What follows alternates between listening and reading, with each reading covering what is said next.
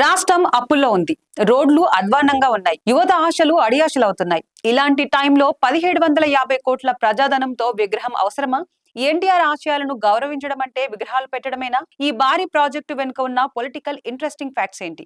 అసలు 1750 కోట్లు ఎవరి జేబుల్లోకి వెళ్తున్నాయి?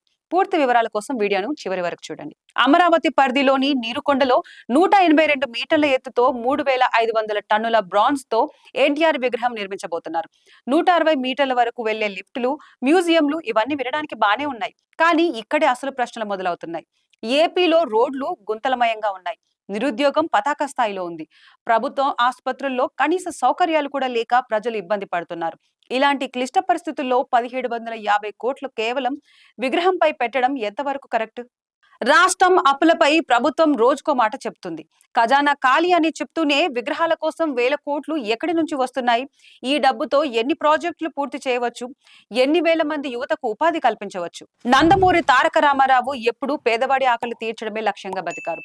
మరి ఆయన జ్ఞాపకార్థం ప్రజల సొమ్మును ఇలా విగ్రహాల రూపంలో ఖర్చు చేయడం ఆయన ఆశయాలకు గౌరవం ఇచ్చినట్లా లేక అవమానించినట్లా? ప్రతిపక్షాలు, సామాజిక కార్యకర్తలు ఇప్పటికే దీనిపై విరుచుకుపడుతున్నారు.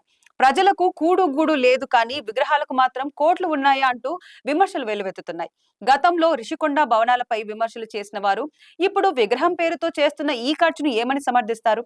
విగ్రహం అనేది ఒక గౌరవం, కానీ అది ప్రజల కడుపు కొట్టి చేసేది కాకూడదు.